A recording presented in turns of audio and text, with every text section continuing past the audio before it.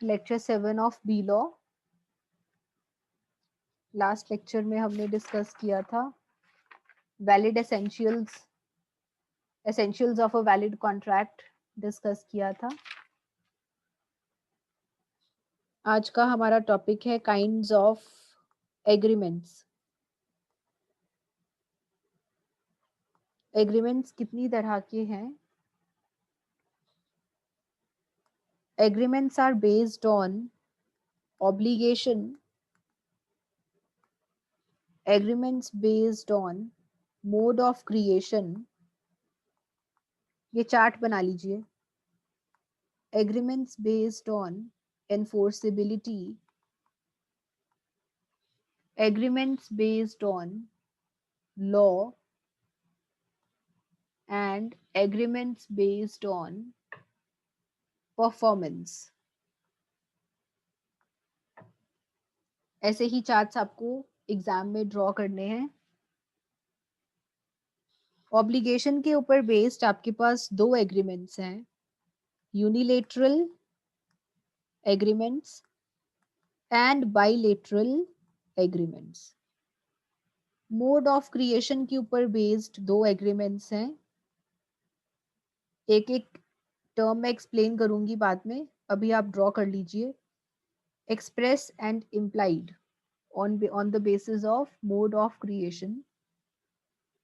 On the basis of enforceability, we have void agreements and voidable agreements. On the basis of law, we have legal agreements and illegal agreements. And on the basis of performance, we have executed agreements and executory agreements. Book ले लीजिए जल्दी से ताकि आप लोगों को problem ना आए।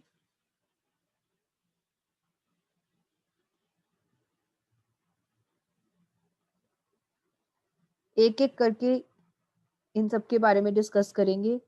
This is your first category, this is second, third, fourth, fifth. और किसी के आगे दो दो पार्ट्स हैं।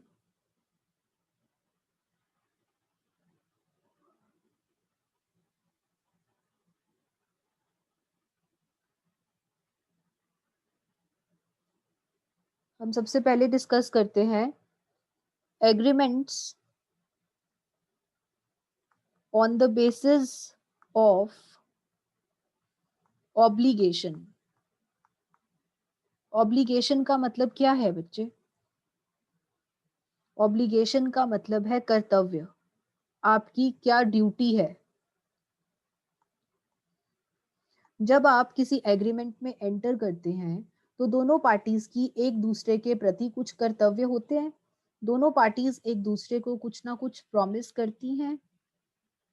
तो उस प्रॉमिस या उस ड्यूटी के ऊपर बेस्ड आपके दो तरह के एग्रीमेंट्स हैं।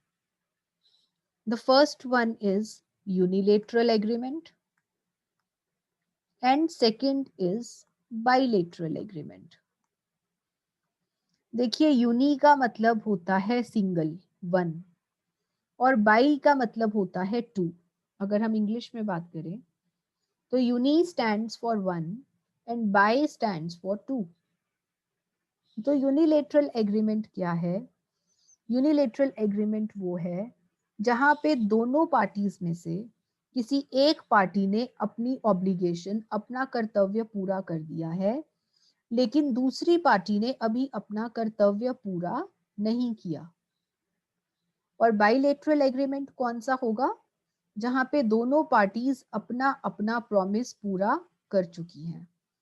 यूनिलेटरल में एक पार्टी ने अपना प्रॉमिस पूरा कर दिया, लेकिन दूसरी पार्टी का प्रॉमिस अभी पेंडिंग है।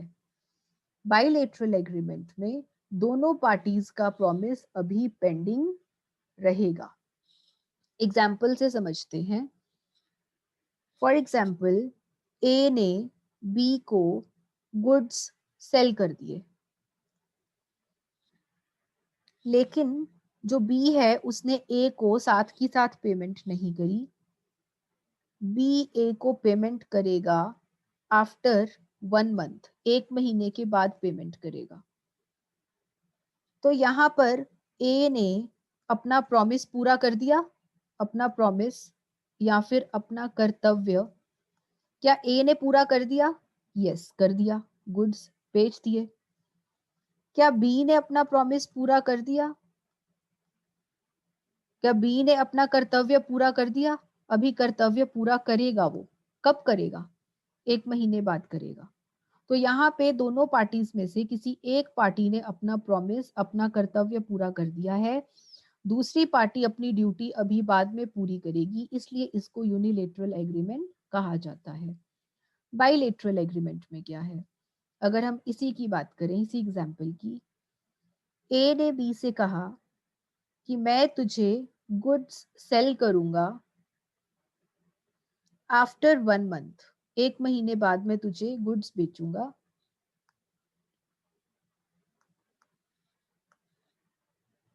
और बी ने ए को प्रॉमिस किया कि मैं 1 महीने बाद तुझे पेमेंट कर दूंगा।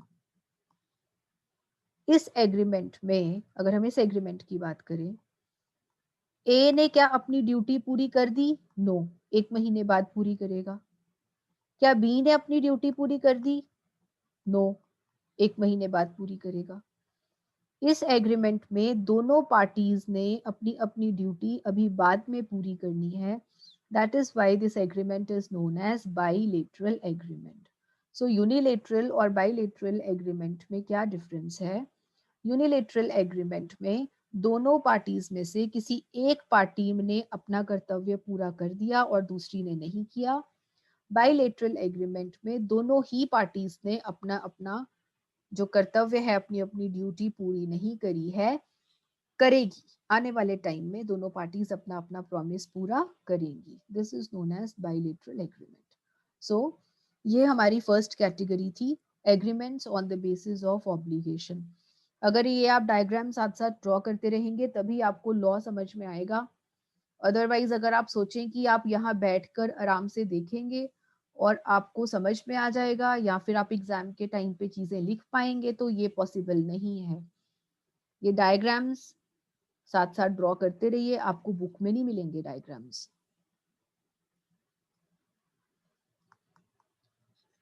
The second basis is agreements on the basis of mode of creation. What is mode of creation? कि एग्रीमेंट्स जो हैं वो बने कैसे हैं, उनका बनने का माध्यम क्या है। इस बेस पे we have 2 types of agreements. Madam, हाँ जी बेटा। मैम सुबह में अपने आप लेफ्ट हो गया जी। वो लॉक खोल देते 2 मिनट, वो ऐड होने की कोशिश कर रहा है जी कब से।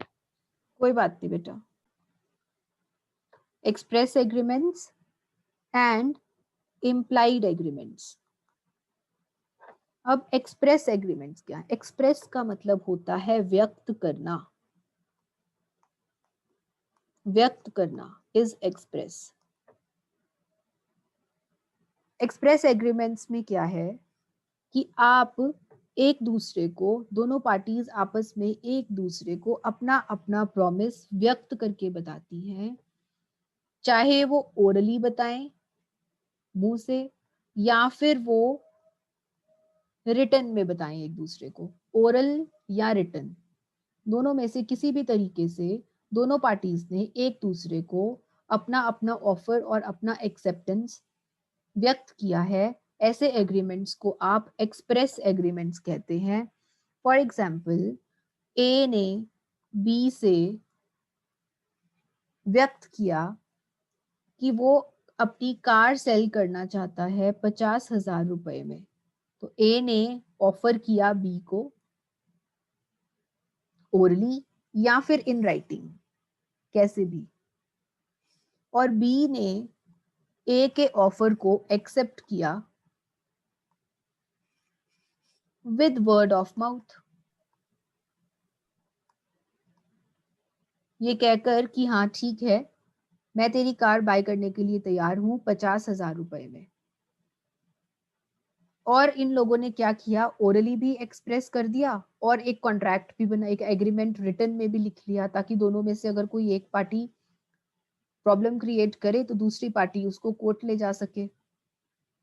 तो एक्सप्रेस एग्रीमेंट्स में आप अपनी बात जो है वो व्यक्त कर रहे हैं दूसरे पर्सन को, चाहे आप ओरली व्यक्त करें मौखिक रूप से या फिर लिखित रूप से, किसी भी तरीके से आप एक्सप्रेस कर सकते हैं।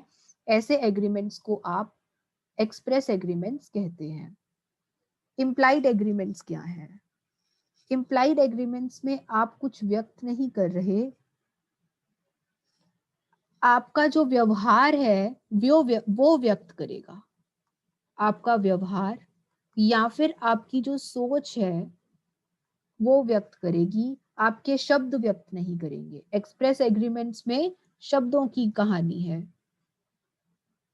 आप शब्दों से व्यक्त कर रहे हैं। इम्प्लाइड एग्रीमेंट में आप शब्दों से व्यक्त नहीं कर रहे, आपका जो व्यवहार है, आपका बिहेवियर है, या फिर मैम आप आपकी आवाज कम आ रही है।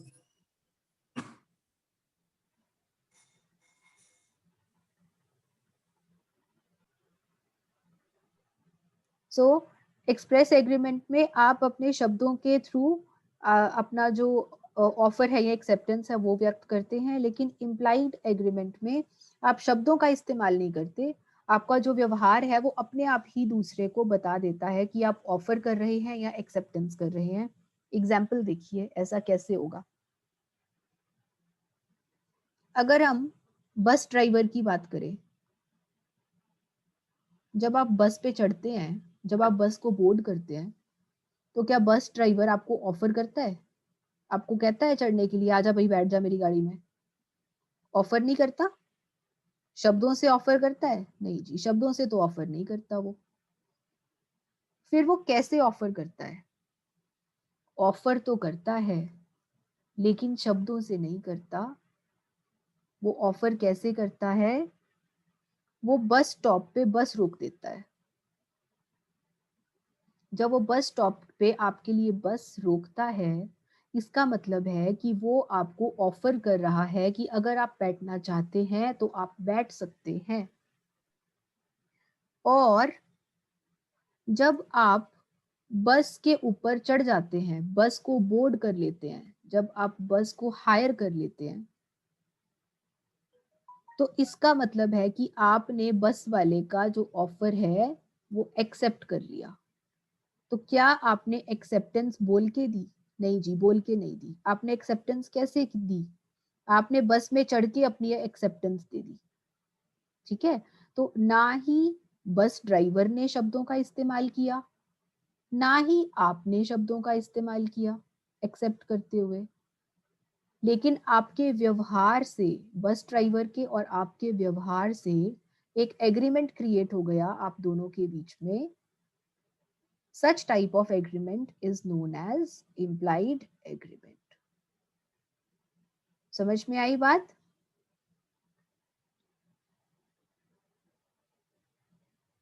This is the second basis of agreement, that is mode of creation, कि जो agreement है वो बना कैसे है, शब्दों से या बिना शब्दों के।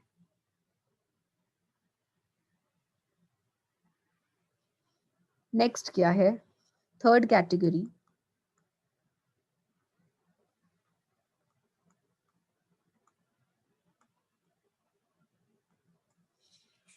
agreements on the basis of enforceability। Enforceability का मतलब तो हम कई बार डिस्कस कर चुके हैं। एनफोर्सेबिलिटी मीन्स कि आप कानून का सहारा ले सकें। अगर आपको प्रॉब्लम आए और अगर आप कानून का सहारा ले पाए, उसे कहते हैं एनफोर्सेबिलिटी। तो एनफोर्सेबिलिटी के ऊपर अगर हम डिस्क्राइब करें एग्रीमेंट्स को, तो we have void agreements and voidable agreements। बड़े ध्यान से समझना बेटा, ये दोनों टर्म्स बहुत ही इंपॉर्टेंट है और आप पूरे सिलेबस में यूज होंगी। void agreements क्या हैं और voidable agreements क्या हैं? void agreements हैं जो स्टार्टिंग से ही नील हैं, स्टार्टिंग से ही नल है, नल या फिर शून्य, जिनका स्टार्टिंग से ही कोई अर्थ नहीं है।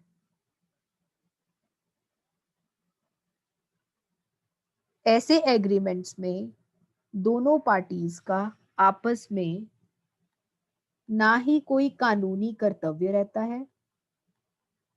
ऐसा एग्रीमेंट अगर आप कर भी लें तो कोई बात नहीं, कर लिया, लेकिन आपका कोई भी कानूनी कर्तव्य नहीं रहता। अगर आप उस कॉन्ट्रैक्ट, उस एग्रीमेंट के अंडर अपनी ड्यूटी पूरी ना भी करें तो दूसरी पार्टी आपको कोर्ट में घसीट नहीं सकती।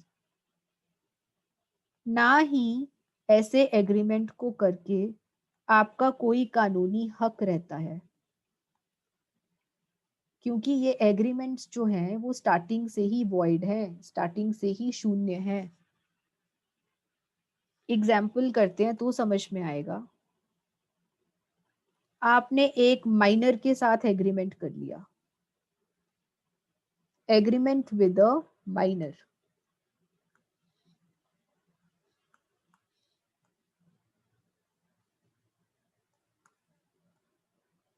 एक नाबालिग पर्सन के साथ अगर आप एग्रीमेंट करते हैं तो वो वॉइड होता है, उसका शुरू से ही कोई अर्थ नहीं होता। आप ना माइनर को कह सकते हैं कि अपना काम पूरा कर एग्रीमेंट में, और ना ही माइनर आपको कह सकता है, क्योंकि ये जो एग्रीमेंट है ये वॉइड है।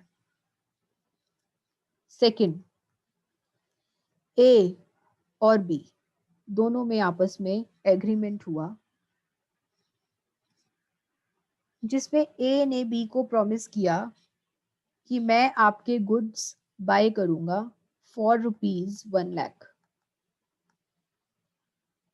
और जो बी के गुड्स थे वो अभी बी के पास नहीं थे।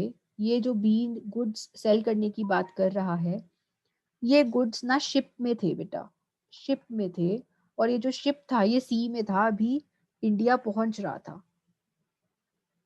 इन द मीन टाइम जब ए और बी आपस में एग्रीमेंट कर रहे थे तो ये जो शिप है ये डूब गया, और ए और बी को इस बारे में कोई नॉलेज नहीं थी। बिना जानकारी होते हुए कि जो शिप है वो सामान सहित डूब गया है, ए और बी ने उन गुड्स को सेल करने का और बाय करने का आपस में एग्रीमेंट कर लिया। क्या इसमें ए की गलती है कि शिप डूब गया? नो। क्या इसमें बी की गलती है कि शिप डूब गया? नो। क्या इन दोनों को पता था कि शिप डूब गया? नो। अगर पता होता कि शिप डूब गया तो ये एग्रीमेंट ना करते, लेकिन ना जानते हुए कि शिप डूब गया है इन्होंने ये एग्रीमेंट कर लिया। तो जब इन्हें पता चलेगा कि जो गुड्स हैं वो डिस्ट्रॉय हो चुके हैं, ये जो एग्रीमेंट है ये स्टार्टिंग से ही वॉइड बन जाएगा बेटा, क्योंकि ये एग्रीमेंट कभी बना ही नहीं, ये माना जाएगा। क्योंकि जो गुड्स थे जिस बारे में बात हो रही थी वो गुड्स जो थे उस टाइम पे खत्म हो चुके थे। This is known as void agreement, जो कि स्टार्टिंग से ही शून्य है, जिसमें स्टार्टिंग से ही दोनों पार्टीज का एक दूसरे के लिए ना कोई अधिकार है और ना ही एक दूसरे के लिए कोई ड्यूटी बनती है। ठीक है जी, दिस इज वॉइड एग्रीमेंट। अब अगर हम बात करें वॉइडेबल एग्रीमेंट की, तो what is voidable agreement? Voidable मतलब जो कि कोई एक पार्टी तो एनफोर्स कर सकती है, एक पार्टी उसको कानून द्वारा लागू कर सकती है, लेकिन जो दूसरी पार्टी है वो इसको कानून द्वारा लागू नहीं कर सकती। एक पार्टी कानून द्वारा लागू कर सकती है जबकि दूसरी पार्टी कानून द्वारा लागू नहीं कर सकती।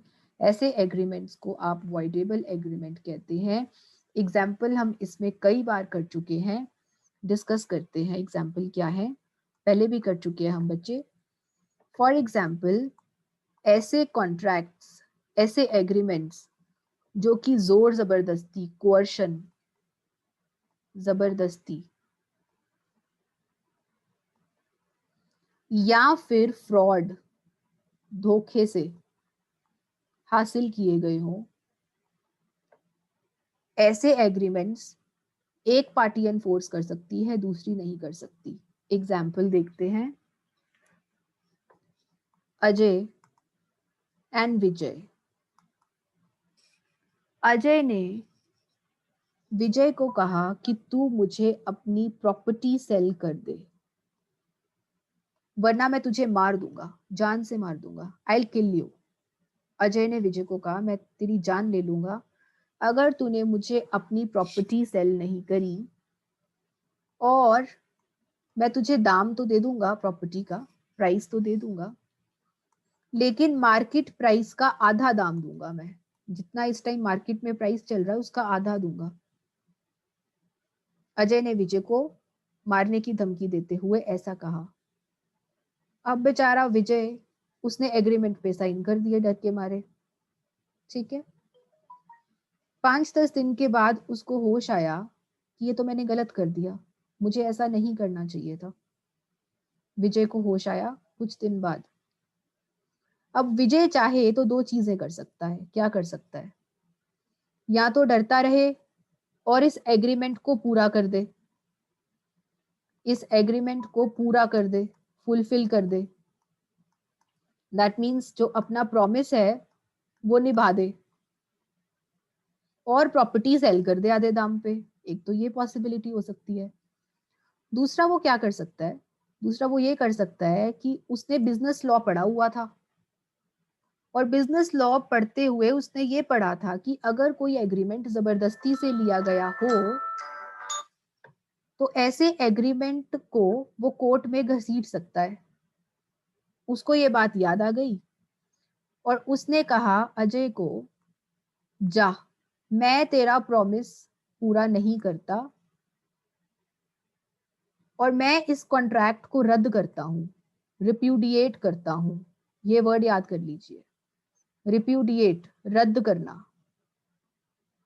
रद्द कैसे लिखते हैं भाई हिंदी में, देख लेना भाई, ठीक है। रद्द करता हूं कॉन्ट्रैक्ट को। तो ये जो, अच्छा जी Sachin, very nice, thank you so much, आपने रद्द लिख के दिखाया मुझे। सो ये एग्रीमेंट्स ऐसे हैं। अब इसको इरेज कर दीजिए सचिन, वरना प्रॉब्लम होगी बच्चों को। सो अजय के, जो विजय है उसके पास दो पॉसिबिलिटीज हैं। या तो वो एग्रीमेंट को पूरा कर दे डर डरा के। अगर वो एग्रीमेंट को पूरा कर देता है तो ये एग्रीमेंट कभी भी वॉइडेबल हो नहीं पाएगा, कभी भी वॉइडेबल नहीं हो पाएगा, ये हमेशा चलता रहेगा। और अगर जो विजय है वो अजय को बोले कि जा, मैं तेरा प्रॉमिस पूरा नहीं करता, मैं तो तेरे को कोर्ट में घसीटता हूँ अब कि तूने मेरे को जोर जबरदस्ती करके ये एग्रीमेंट साइन करवाया है और मैं इस एग्रीमेंट को पूरा करने से मना करता हूँ, तो ऐसे में ये एग्रीमेंट हो जाएगा वॉइडेबल। वॉइडेबल क्यों? क्योंकि इन दोनों में से अजय और विजय में से एक पार्टी इसको एनफोर्स कर सकती है। बताइए इसको कौन एनफोर्स कर सकता है? विजय।